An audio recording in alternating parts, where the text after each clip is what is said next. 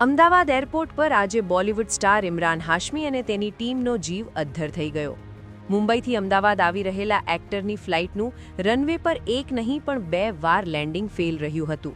પ્લેનમાં સર્જાયેલી ટેકનિકલ ખામીને કારણે પાયલટે પ્લેન ઉતારવાનો પ્રયાસ કર્યો, પરંતુ સફળતા ન મળતા પ્લેનને તાત્કાલિક જયપુર ડાયવર્ટ કરવું પડ્યું હતું. सर आज सुबह आपका इवेंट था, उस इवेंट में आप लेट आए थे. लेट नहीं आया, मैं आया ही नहीं क्योंकि हमारा एक एक्चुअली मिसहैप हो गया था एयरक्राफ्ट में. 2 बार लैंड करने के बावजूद जो नहीं हुई एयरक्राफ्ट, फिर हमें जयपुर डाइवर्ट किया गया वो फ्लाइट. तो जो 1 घंटे की फ़्लाइट होने वाली थी, 50 मिनट की, वो हो गई 4.5 घंटे की. तो जब तक हम लोग आए यहाँ पे तो प्रेस कॉन्फ्रेंस ऑब्वियसली जाहिर सी बात है वो ख़त्म हो गई थी.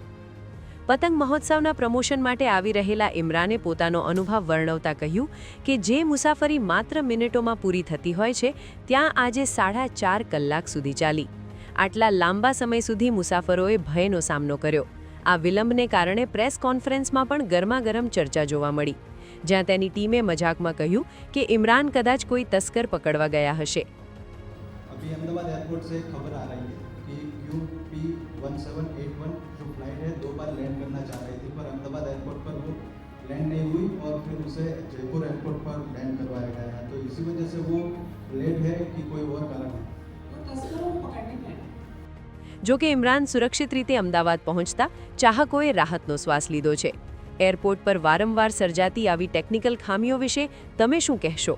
શું આ મુસાફરોના જીવ સાથે ચેડા નથી?